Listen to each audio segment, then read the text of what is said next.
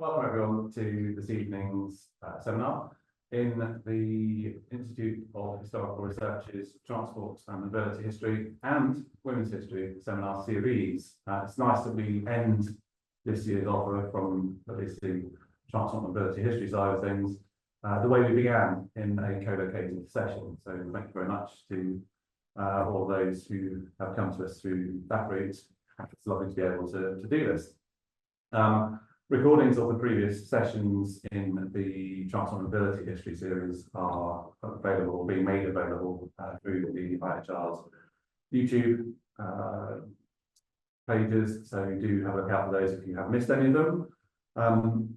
I am Michael Spester. I'm one of the co-conveners. This evening we've got Charlotte Matheson doing technology behind the scenes. Thank you, Charlotte. And it's our great pleasure to welcome you all, but particularly Nicole. So Nicole Sithole is a PhD student at Sydney Sussex College, Cambridge, looking at gender on Zimbabwe's railways, with a particular focus on women.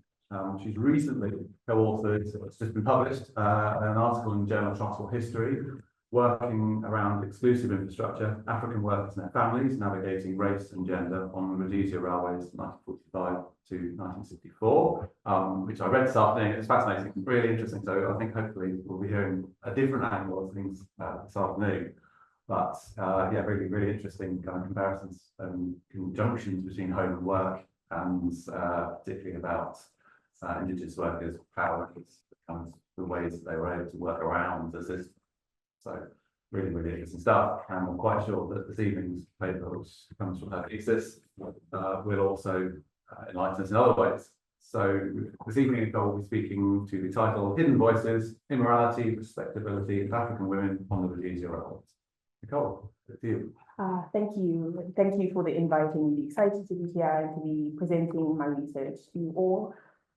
So I'm going to start off with just situating this paper into my broader research and just talking a little bit about the research before going into my favorite theme, which is talking about African railway women in colonial Zimbabwe. So my PhD is a women's gender and social history of the Rhodesia Railways.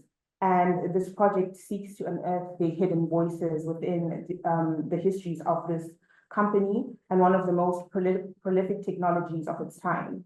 So a little bit about the Rhodesia Railways before we move on.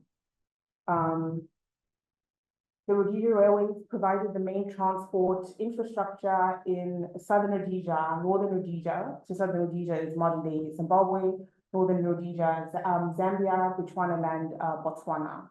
And these railways were commissioned by the British South Africa Company as part of Cecil John Rhodes' Cape to Cairo dream. And by 1911, the railways connected the three territories with ports in South Africa, Mozambique, and the Belgian Congo. In 1947, these three territories took over the railway system from the British South Africa Company, so they were nationalized. And during the years of the Central Federation, made up of Northern and Southern Rhodesia and Malawi, the railways were under the supervision of the Federal Transport Minister. After Northern Rhodesia got its independence in 1965, the common railway system gradually disintegrated. And from that point, I look at the Rhodesia Railways specifically in Southern Rhodesia. So whilst I do touch on all three territories within my research, I do place a specific focus on colonial Zimbabwe. So thus far, scholarly work on the railways, on the Rhodesia Railways and railway development in Central and Southern Africa has focused primarily on the topics of men and money. And that's what really got me interested in the topic. So by this, I mean issues of railway financing, operations of the railways. And what has also received a lot of attention has been the issue of railway labor. And railway labor has predominantly been men. Where women and issues of gender have been addressed, they've either focused on white workers and their families, or they're mentioned rather sporadically and not in great depth. A more comprehensive women's and gendered approach as it pertains to Africans has been hampered firstly by archival constraints, which previous historians have acknowledged. And there's an issue with the positioning of women in these African women in these archives where their voices cannot be heard. As we know, archives are spaces of power, and colonial archives are sites of different expressions of this power, influenced by issues of class, gender, ethnicity, and race. So the exertion of archival power results in bias, misrepresentations, and silences, all of which is true in the case of African women in colonial railway archives. So that was the first reason why, the focus has been predominantly on men. Secondly, the somewhat global masculinization of the railways as a technology and as an enterprise has meant that early studies of the railways in Southern and Central Africa have consequently been studies of men. Yet in the African context, insufficient attention has been given to this masculinization and how it influenced the peculiarity of railway labor, which made it somewhat distinct from other sections of the working classes. Whilst African railwaymen have been afforded more space in the archival record and consequently in existing histories of the Rhodesia Railways, in contrast to African women, attention is paid mainly to their position as wage laborers and as units of labor. Their identities as husbands, brothers, sons, and members of communities in a racialized society has received insufficient scholarly attention. Considering this, and inspired by Lisa Lindsay's study of African railway workers in West Africa, I make use of gender as a conceptual tool of analysis to allow us to move beyond an analysis of African railway workers as just units of labor, but as gendered beings whose experiences with the railways were ordered, or at least were intended to be, in very specific ways. As such, I rethink what it meant to be a railwayman, not just at work, but at home and in African urban society. This makes it possible to unpack how African railway masculinities were shaped, challenged, and involved in response to and with African railway femininities. So overall, in my research, I argue that it's in the fissures of what was intended to be a perfectly disciplined, appropriately gendered, and racialized Rhodesia Railways workforce that we are able to unearth these hidden voices that I'm so excited about. What happened in the workplace, such as corporate failed attempts to establish an imagined railway family, or resistance to the established racist labor policies in the form of strike actions and unrest, was directly connected to what happened in the home and in the railway communities. So just a little note on my periodization. I began my study in 1945 when African railwaymen went on strike, an event that is widely accepted as a first display of well-organized collective action. It ends in 1980, the year of Zimbabwe's independence from colonial rule.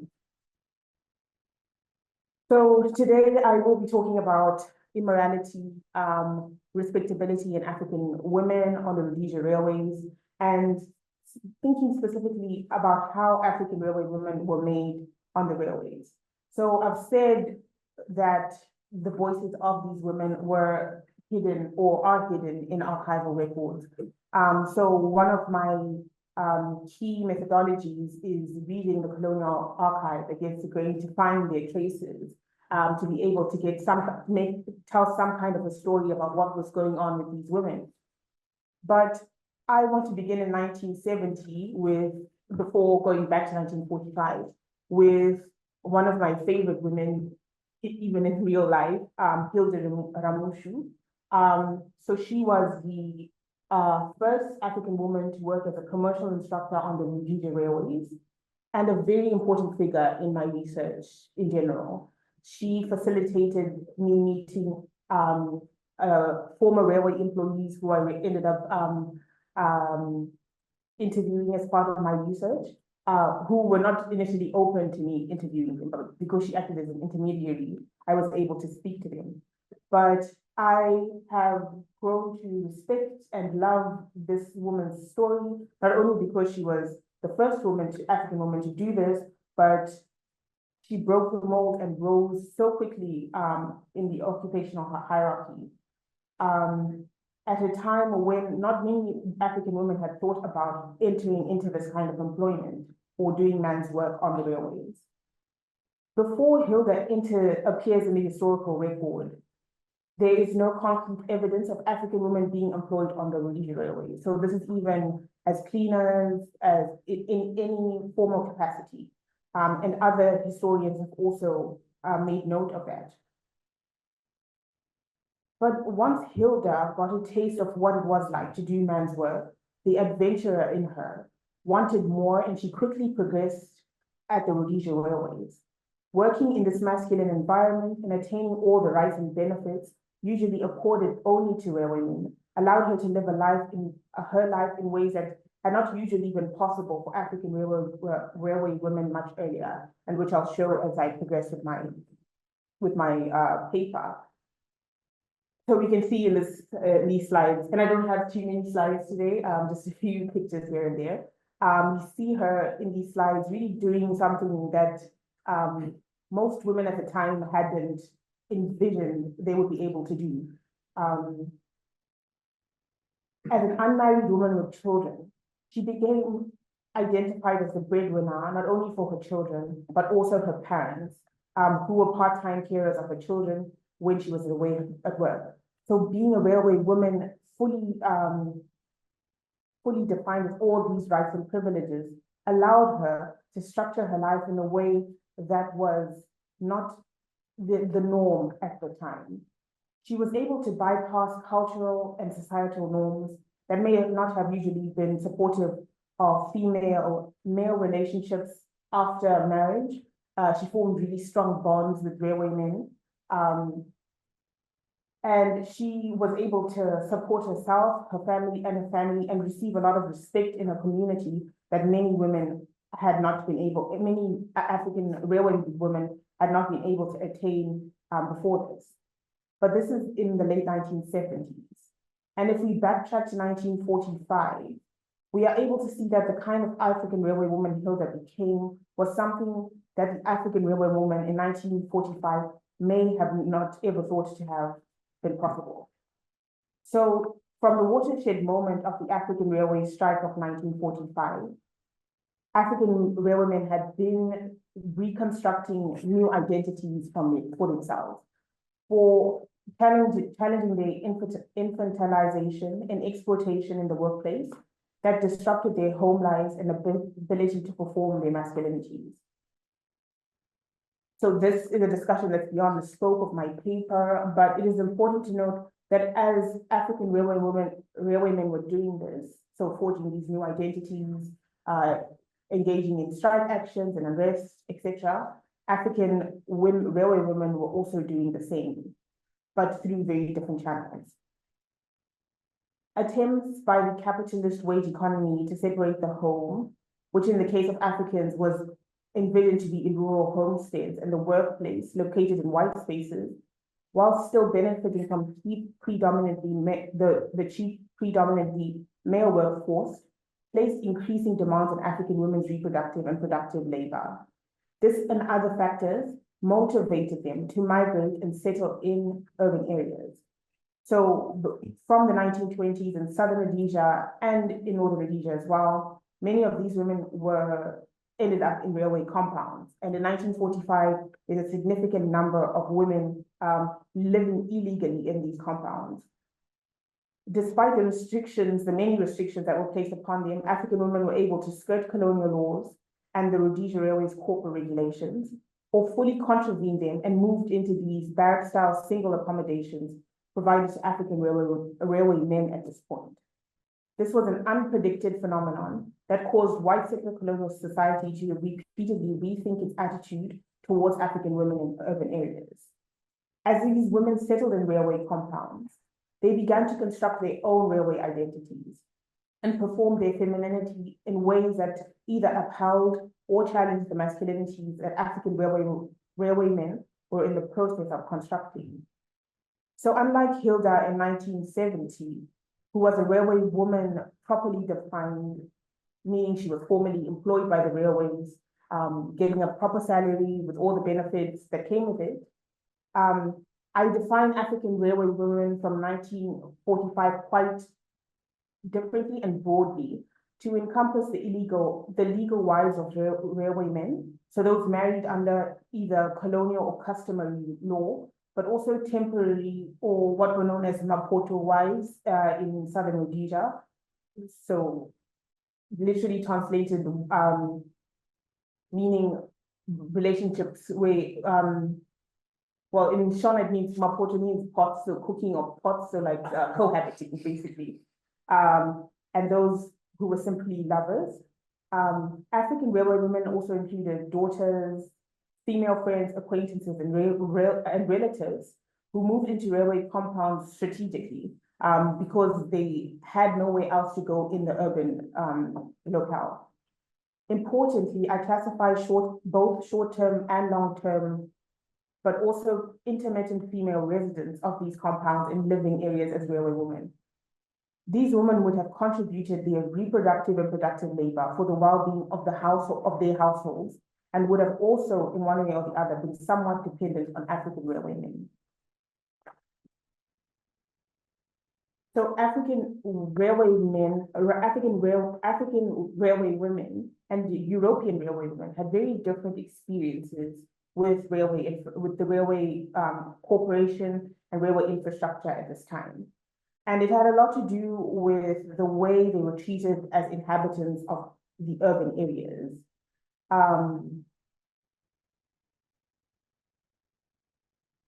In another part of my thesis, I discussed how there were also fundamental differences between African European railway families and how these families were made, between African and European railway families and how these were made and governed by the railway company, trade unions, and colonial government.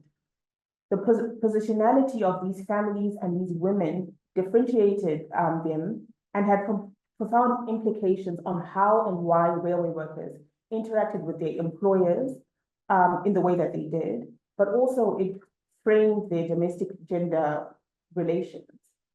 So when thinking specifically about women, the way they were or were not integrated and accommodated into the urban landscape had implications on how they constructed their own personal railway identity. In the idealized European nuclear family, where men were the breadwinners and women didn't work, and where women, that is railway women, that is strictly mothers, wives, and daughters, were the direct beneficiaries of the rights and privileges European railwaymen secured in the workplace. Let me just say that again. In the idealized European nuclear family, railway women, that is strictly mothers, wives, and daughters, were the direct beneficiaries of the rights and privileges European railwaymen secured in the workplace. As such, they were guaranteed things like housing and healthcare. Even if their husbands left their employment, European railway women most likely had access to their pensions. This gave European women, even those who did not work, some form of economic security, stability, and a sense that their railway identities were long-lasting. This can be seen in how, upon the death of their husbands, European railway widows had the emotional and financial support of the European railway family, especially through the Rhodesia Railway Workers Union, which was the white union, but also again through their husbands' pensions. In 1949, for instance, the Workers' Union started a discussion about setting up the Widows and Orphans Pension Fund because of Mr. Boson believed that there was a provision in the Railway Act for a similar fund, and it was of vital importance to do so to take care of railway widows. Such schemes gave European railway women a sense of assurance that they would somewhat be taken care of by the railway family, giving them some security in their identities as railway women. Additionally, the Railway Ladies Association, which was strictly a white association until the 1970s, that operated in many parts of the Rhodesia railway system, was an important place where respectable European female identities were constructed. Several of the activities of this association were geared towards reinforcing the male breadwinner model and respectable working class masculinity on the railways by emphasizing homemaking activities and providing training and support in this area. Moreover, they were integral in forming social connections for women who were at times isolated because of the nature of their husband's work, because railwaymen would move around railway lines and could potentially be away from home for long periods of time. However, African railway families were more complex, consisting of people outside of the nuclear family, which is why I defined African railway women as beyond just wives, and sometimes incorporating friends and acquaintances. This meant that the construction of African women's railway identities were equally as complex. Since African railwaymen were systematically denied the rights of workers properly defined, like access to proper housing, benefits, and even access to skilled positions, African women found themselves in a difficult position. When they migrated and settled in railway compounds, African women had very minimal to no rights, as they had very little to no rights as the inhabitants because of the illegality that shrouded their existence there. So they moved in there without any permission to be there in the first place. And as perpetual legal minors in the colonial system, who had very little opportunities to secure formal employment in the urban areas, African women were made dependent on African men for housing. But unlike European railway women who were somewhat dependent on their male relatives for railway housing, because European women could get railway housing if they needed, and European women were getting, although limited opportunities for employment on the railways, African women were quite vulnerable. Not only did they have no chance of securing their own housing, but they would also have likely lived in fear of eviction from company property or worse, arrest, when they did not have legal rights to be there.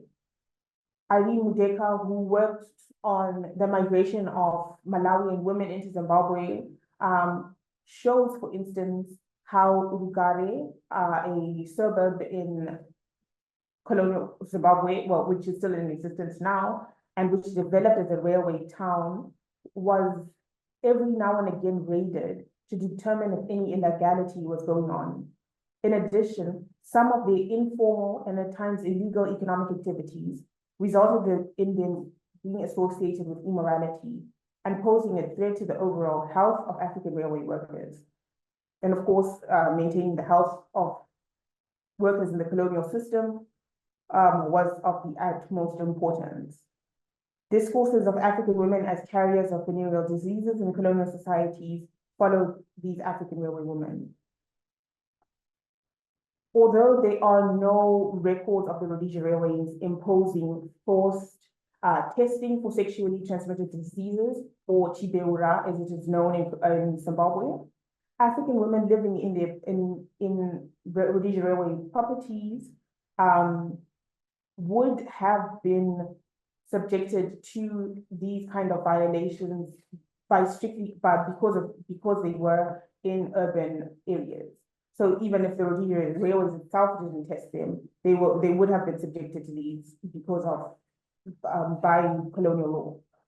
African railwaymen were expected to report any cases of venereal diseases, and failure to do so could have resulted in dismissal or some form of testing was certainly happening among African railway families. So within the rule books of the Rhodesia Railways, it states that African railwaymen had to get tested every 3 or 6 months. As such, along with other African women, African railway women were immediately branded as immoral upon their settlement in compound areas.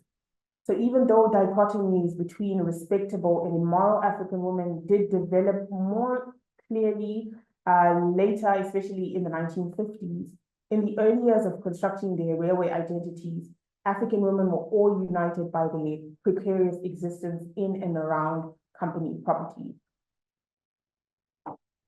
African railway women's identities were, however, characterized not only by the insecurities, violations, and unjustified classifications.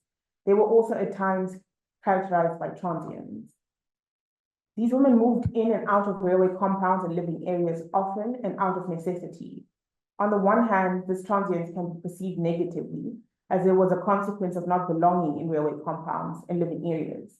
Things like these police raids made it difficult for women to securely settle in their new homes and become permanently urbanized. And the Rhodesia Railways itself was really slow when it came to trying to stabilize the workforce and accommodate these women. So even legally married women were subjected to raids and compulsory venereal disease testing before the 1950s. So establishing respectable African female identities was quite challenging if they were all subjected to something that they considered should only have been imposed on women of questionable character. On the other, transience was a choice and an act of economic and personal empowerment. African railway women created a culture of mobility for themselves from the very beginning, when they left their rural homesteads. Even after entering and settling in compound areas, many African women, especially those who ended up classified as immoral, displayed a boldness and willing to move out of these areas and even divorce their husbands to improve their livelihoods. So whether it be economically or socially. Undeterred by colonial, customary, and corporate restrictions, African women had moved into railway compounds and living areas all throughout the first half of the 20th century, reaching a peak that could no longer be ignored when the African strike broke out in 1945. In the aftermath of the strike, the Southern Rhodesian Commission report stated that in Bulawayo, between 1939 and 1945, there was an influx which may or may have not been controllable of wives into the compounds. And yeah, wives, also they're not 100% sure if all of these are legally defined wives. And the number rose from 629 in 1939 to 1,147 in 1945. It must have therefore been apparent that in this period, 351 males and 498 females had come to reside in compounds which were full, if not overflowing, in 1939. And the situation just got worse as more and more women moved into these areas. It also showed, this commission report also showed how in compound number 2 in Bulawayo, 2,173 African men and women were housed in accommodation which officially should house 1,450. As these numbers rose, the Rhodesia Railways chose to turn a blind eye, or in the least take a lax approach to enforcing its own regulations that restricted African women and children from being in these compound areas. As I was doing my field work for this research, I always found it strange that the Rhodesia Railway African compound reports seemed to disappear from the record in the 1940s. Although it is a reality that accessing surviving documents, Rhodesia Railway documents that are not held by the National Archives or the National Railway Museum Archives is difficult, some of the material that I did find related to compound inspections seem to suggest that after the 1930s, these were not occurring as regularly as they should have been. So these compound inspections. For instance, in the interviews conducted for the strike commission, several European compound managers were interrogated to find out how so many African women and children ended up there. One inspector, Theodore William Wallace, who managed compound number 4 in Bulawayo, simply went with the usual narrative of placing blame on African women and dismissed the situation by saying they just had no authority to be there. And then another compound inspector, John Edward Beasley, acknowledges the role that the Rhodesia Railways had to play by essentially allowing the situation of overcrowding and unsanitary compounds to get so severe and ignoring that they were women there. He points out that the compound inspections were not occurring regularly or possibly at all because under native labor regulations, with the appointment of native commissioners and assistant native commissioners, we could perform the same duties as they were performing. So I considered compound inspections unnecessary. So there was clearly an oversight, and such oversight and even confusion over who was responsible for enforcing both colonial law and corporate policies created the perfect space for African women to continue moving in and out of railway compounds and living areas. So by taking advantage of what appeared to have been colonial and corporate negligence, African women skirted the law and were able to establish themselves as a force to be reckoned with in these compound areas. Although I did not find any records of African women employed on the Rhodesia Railways until Hilda shows up on the scene, I argue that their reproductive and productive labor was of vital importance to the Rhodesia Railways. The commodification of labor under capitalism meant that women's unpaid labor was devalued. When work became a commodity, Africans were expected to reconceptualize their relationship with it, and earning wages from an employer determined whether a person was regarded as part of the labor or workforce. As such, Rosanna Romano notes that as this occurred, labor was defined only if it had market value and was measured in monetary terms. Yet we know that in spite of African railwaymen's high market value in the colonial economy, they were denied the legal status of laborers, reflected in attempts to bargain for skilled positions and to keep them as a cheap labor force. In this situation, African women who struggled to even gain access to the formal economy suffered even more. In cases where they did work in the formal economy, their position in the social strata of colonial society as legal minors meant that at times the economic activities were written off. So I mean if they're working in the formal economy outside of the railways, yeah. A report assessing the gainfully employed African population in 1956 reported that no attempt was made to estimate the number of African women in employment for the years between 1947 and 1950, or to forecast the numbers for any year other than 1956. And this latter figure must be regarded as very doubtful. The reason for this is that employment of African women is highly seasonal, and sufficient information on the nature and timing of the employment is not available. So the work that African women did, even if it was profitable, did not qualify them to be recognized as workers. On the railways, the work African women did in their homes and in the informal economy fell outside of the bounds of what was considered profitable labor.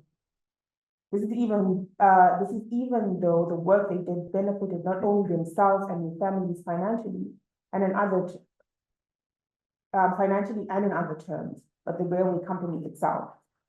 For instance, the railway company benefited from making African railwaymen partly responsible for the healthcare of African railway families through their volunteer work for the St. John's Ambulance, which they were constantly compelled to do, and through home nursing schemes, while not extending the services of railmen to Africans resident in railway spaces. This essentially allowed the Rhodesia Railways to reduce some of the overhead costs associated with stabilizing the workforce. But even before more concrete labor stabilization policies were implemented in the late 1940s or started to be implemented, the railway company realized some of the benefits of partially turning a blind eye to the growing presence of African women and children within their premises. As a company focused on maximizing its profits by maintaining this cheap African labor force, the Rhodesia Railway was eager to minimize the high costs of this labor stabilization. So disregarding the presence of African women and the squalor that developed in railway compounds was actually beneficial for them. As such, the Rhodesia Railway's approach to labor stabilization was low, but also pandered to the needs of Europeans. European railway families argued that should the living standards of African railway families improve, their own standards of living would have been at threat. African railway women therefore had to be actively involved in ensuring the survival of their households. As the railways provided their formerly employed husbands, relatives, friends, or lovers with extremely low wages and subpar food rations and accommodations. Even as labor stabilization was well underway in the 1950s, The presence of African women was a crucial component that discouraged migrant labor and facilitated the process of African urbanization, which was seen to be more beneficial to productivity on the railways. African women ensured the presence and reproduction of a steady and reliable supply of labor in urban areas. This unpaid reproductive labor was of the utmost importance and within ideologies of the railway family, which is something I discussed in another chapter of my thesis. This labor allowed railwaymen to perform their occupational duties well, that is, in a productive and efficient way. The only way the railway company could rationalize bearing the cost of labor stabilization and then later African advancement was if African railway workers increased their productivity and efficiency, subsequently increasing railway profits. Not only did African women provide this very important unpaid labor that allowed African railwaymen to be railwaymen, but some women also found ways to contribute to their household and personal incomes in the informal economy of the railways. This supplemented the poor wages of African railwaymen and for a time enabled the railways to maintain their wages artificially low. African railway women, like other urban African women, did illegal things like brew beer or sold sex to earn money within compound areas, but they also did other things like grow and sell vegetables. While the railway company may have been willing to turn a blind eye towards the presence of African women in their compounds and any economic activities that did not affect the company negatively, it was quite strict in its policing of illicit economic activities like beer brewing and prostitution. It is very likely that on the one hand, the strict restrictions on beer brewing were linked to the issue of redirecting profits from this informal economy to municipal coffers by encouraging Africans to go to municipal beer halls instead of buying beer from these women. Significantly, however, temperance was always encouraged, not only as a marker of respectable masculinity on the railways, but having sober employees was important for the safety of the traveling public and the efficiency of railway operations. Allowing Africans unfettered access to what was known as skokian, which is the kind of beer that these women brewed. And because they brewed this kind of beer, they got the title Skokian Queens. So allowing Africans unfettered access to the skokian that African women brewed threatened to disrupt the facade of a sober, organized, civil, and perfectly structured Rhodesia Railway labor force. Any African woman that threatened this image was punished harshly, as was the case of a Skokian queen married to Graf, a coal boy from Luveve is in Bulawayo in southern Rhodesia, who was previously arrested in the new compound number 3, but on the 15th of June 1945, his wife was arrested and convicted and fined for the possession of kefir beer in the compound. Graf himself was not punished, but he did end up moving out of the compound when his wife was evicted, a possible sign of solidarity and support for his wife's business. He must have surely supported her brewing beer and possibly welcomed the added income if he had allowed his wife to brew and sell beer from their home. And I say this because there are at the same time and even after, reports of African men, and especially African newspapers, where they complain about African women brewing beer in their home and they didn't allow it. But Graf allowed his wife to do it in the home, so it must have been kind of a family enterprise and he supported it.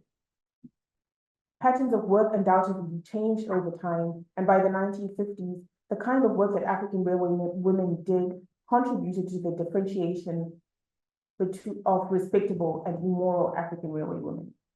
Respectable African railway families would not have necessarily wanted to be associated with the kinds of scandals Graf and his wife found themselves in 1945.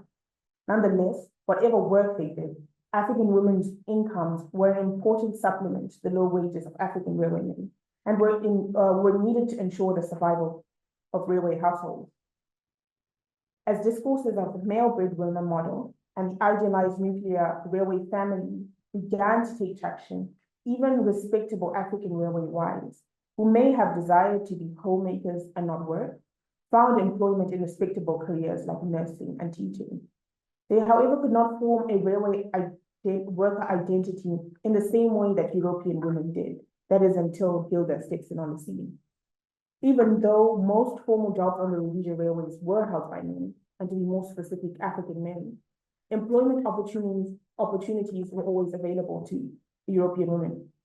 While these opportunities were limited and job posts for European women were created mostly because of European male labor shortages, allowances were made for them to be a part of the masculine workspaces on the Rhodesia Railways, especially in the clerical departments. By getting this formal employment on the railways, even if it was temporary, working European railway women were able to contribute to their household incomes in ways that were inaccessible to African women. This enabled European women to construct what can be considered a respectable railway worker identity for themselves. For European women, that respectability was displayed even more if they left their employment after the circumstances that had required the employment in the first place were resolved. This was an act in support of the male breadwinner model, but was one that protected European railway families against African ones.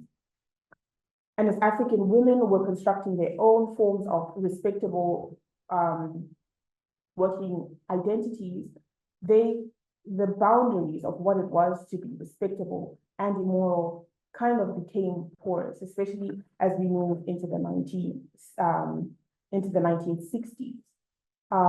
As more and more women move into the urban locale and begin to settle in married women's homes, married women start to ask themselves what respectability actually is made up of.